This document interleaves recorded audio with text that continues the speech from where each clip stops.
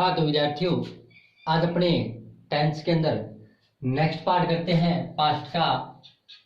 Past continuous.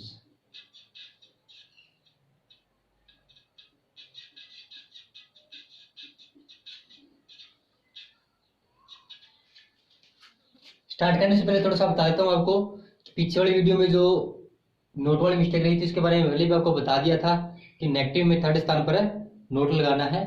जो कल वाली वीडियो थी मैथ में उसके स्टार्टिंग में आपको बता दिया गया है, तो वो आपने ऐसा करता हूँ करेक्शन कर लिया होगा उसको। आज अपने नेक्स्ट, जिसने वो करेक्शन नहीं किया है थोड़ा सा भी कर लेना। और अपन नेक्स्ट स्टार्ट करते हैं पास्ट कंटिन्यूस। देखो कंटिन्यूस का अपने प्रेजेंट में पढ़ा था कि प्रेजेंट में अपने पढ़ा था रहा है, रही है और रहे हैं।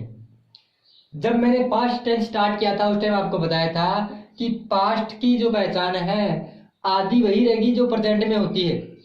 सिर्फ क्या होगा, टेंस के कारण अंतिम जो वर्ड है वो चेंज होता जाएगा अपना। जैसे कि अपने पहले टेंस की बात करूं, पहले टेंस की प्रेजेंट सिंपल में मैंने आपको बताया था कि ता है, ती है, इस प्रकार से। और जैसे ही पास्ट सिंपल में अपने आते हैं तो वहां पर आ गया ता है, ती, ता है कि क्या गया, ता था आ गया और ती थी और थे। उसी प्रकार प्रेजेंट कंटिन्यूस में अपने पढ़ा था रहा है, रही है और रहे हैं। तो यहाँ पास्ट कंटिन्यूस है तो है शब्द की जगह आपको क्या कि था हो जाएगा। तो पहचान के रूप में यहाँ क्या आएगा,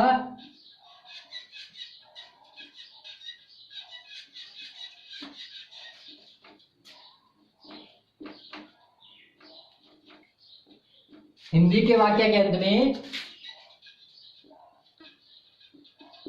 रहा था, रही थी और रहे थे। यानी किसी भी हिंदी के वाक्य के अंत में रहा था, रही थी और रहे थे आते हैं तो अपने क्या बनेगा, उसका पास्ट कंटिन्यूस टेंस बनेगा। एग्जांपल लिख देता हूं पहले आपको एक। वह कल खेल रहा था। तो रहा था आ गया तो अपने कौन सा बनेगा, past continuous tense. Helping verb की बात करें, हेल्पिंग वर्ब की बात करूं, वाज और वर। दो हेल्पिंग वर्ब होती है, एक होती है वाज और दूसरी होती है वर। ये होती है वाज और ये वर। एक वचन जितने भी है उनके साथ वाज का प्रयोग होता है और बहुवचन जो है उनके साथ वर का प्रयोग होता है। तो एक वचन के साथ वाज और बहुवचन के साथ वर का प्रयोग। तो एक वचन के साथ वाज और बहुवचन के साथ में वर लगता है। अब अपने आपको बताया था कि आई जो होता है उसका कोई कंफर्म नहीं होता। जैसे प्रेजेंट में अपनी बात की थी तो प्रेजेंट सिंपल में अपने जब अपने पढ़ा था तो उसमें आई को माना गया था बहुवचन। उसके बाद में जब अपने प्रेजेंट कंटिन्यूस की आई थी तो उसके लिए एक अलग से हेल्पिंग वर्ब आ गई थी एम, ये सीखा था अपने। और उसके बाद में आई को अपने बहुवचन माना था। अब इस वाले सेंटेंस में अपने क्या होते हैं, आई जो होता है उसको एक वचन के रूप में गिना जाता है। जो पास्ट टेंस होता है उसमें आई को क्या माना जाएगा, एक वचन माना जाएगा। आई के साथ क्या लगता है, वाज लगता है।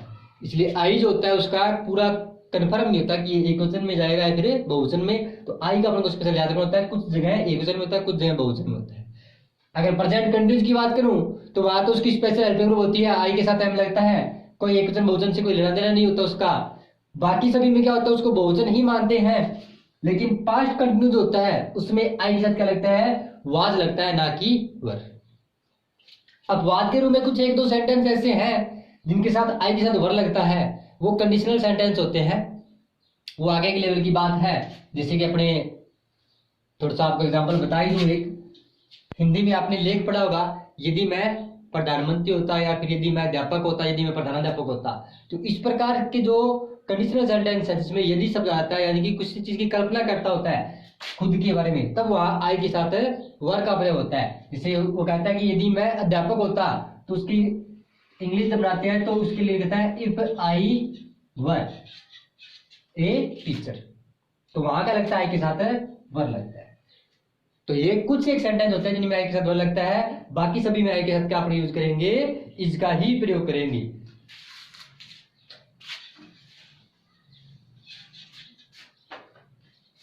एकवचन बहुवचन के बारे में आपको सबको पता ही है, कौन से एकवचन होते हैं कौन से बहुवचन।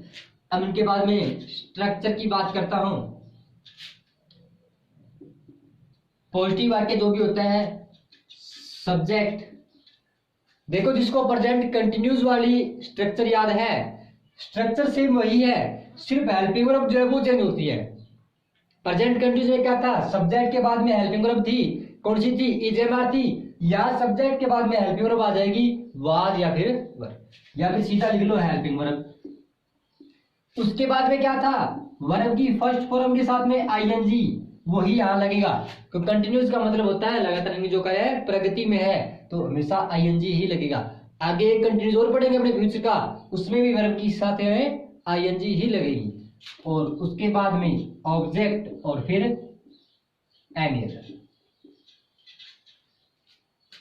प्रेजेंट कंटिन्यूस और पास्ट कंटिन्यूस कोई फर्क नहीं है, सिर्फ किसका फर्क है, अपने हेल्पिंग वर्ब का। स्ट्रक्चर बाकी सेम चलेगी, सब्जेक्ट आएगा, फिर हेल्पिंग वर्ब आएगी, फिर वर्ब की फर्स्ट फॉर्म आईएनजी, फिर ऑब्जेक्ट और फिर एनी अदर। नेगेटिव की बात करें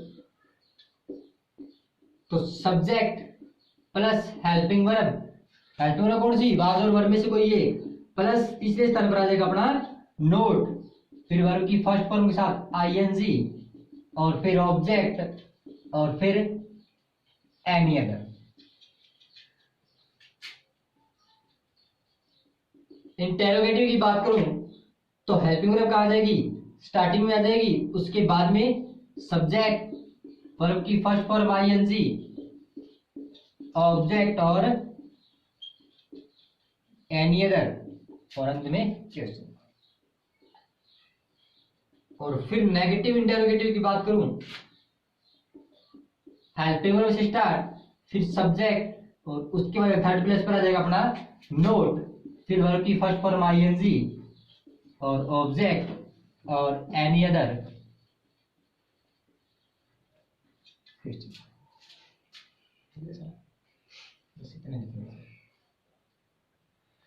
तो ये अपनी चारों स्ट्रक्चर होगी इनकी, पॉजिटिव की, नेगेटिव की, इंटेरोगेटिव और नेगेटिव इंटेरोगेटिव।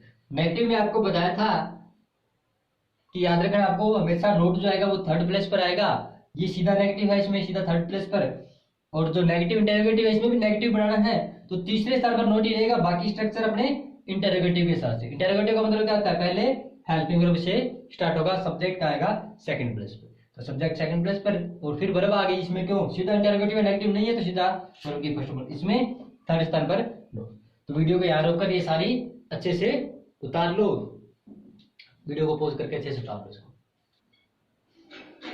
तो वे इसके ऊपर एग्जांपल करेंगे। यहाँ एग्जांपल लिखा है कि वह एक पेड़ काट रहा था। तो सबसे पहले अपने पॉजिटिव वाक्य बनाएंगे इसका। सबसे पहले सब्जेक्ट वह, अब वह कौन सा है, ही है सी है, रहा था मतलब क्या गया, ये ही आ गया, तो ही। उसके बाद में हेल्पिंग वर्ब की बात करूं तो ही क्या है अपना, एक वचन है, तो एक वचन के साथ क्या लगता है, वाज, ही वाज। उसके बाद में पेड़ काट रहा था, तो यह वर्ब आ गई काटना, काटना कहते हैं कट, तो कट के साथ क्या आ जाएगा, आईएनजी आ जाएगा, ही वाज कटिंग ए ट्री।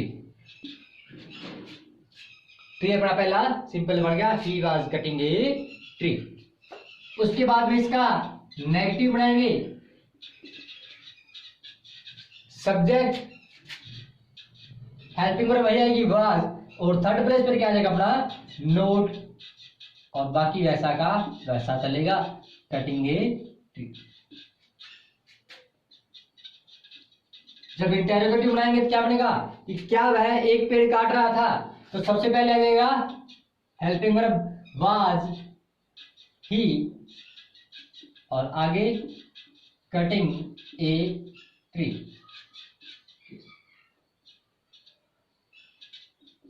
और नेगेटिव इंटेरोगेटिव बनाएंगे तो इसमें थर्ड प्लेस पर सिर्फ नोट ऐड करना है अपने को, was he note cutting A T. ये अपने चारों इसके एग्जाम्पल का कंप्लीट हो गए कि वह एक पेड़ काट रहा था, उसके चारों सेंटेंस बन गए अपने। He was cutting a tree, he was not cutting a tree, was he cutting a tree और was he not cutting a tree.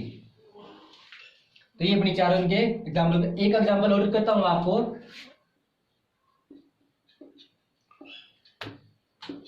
मैं कल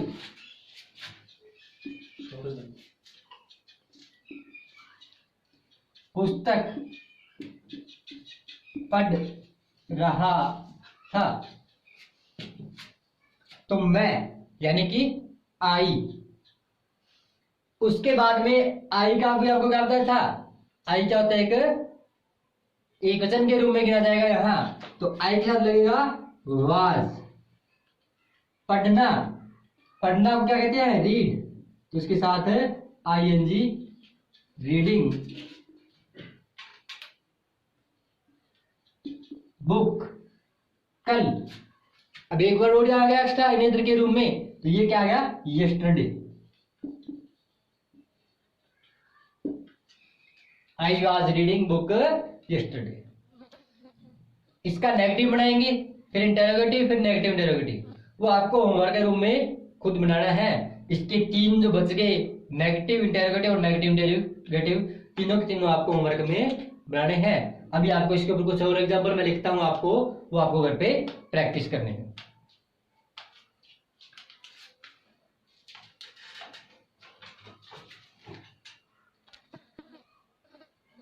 हाँ, तो आपको यहाँ पर 5 एग्जाम्पल लिखे हैं पास्ट टेंस के ऊपर। इन 5 एग्जाम्पल के आपको सभी के 4-4 सेंटेंस बनाने हैं। पॉजिटिव, नेगेटिव, इंटरोगेटिव और नेगेटिव इंटरोगेटिव, सबके 4-4 कंप्लीट वाक्य बनाने हैं। 5 ये है, और एक जो मैंने अभी आपको पीछे छोड़ा था उसके भी 3 एग्जाम रह गए थे, वो भी आपको तीनों बढ़ा के देखने लगे। तो आज के अपने पास्ट कंटिन्यूस टेंस जो वो कंप्लीट होता है। आज के लिए इतना ही, बाकी नेक्स्ट वीडियो में।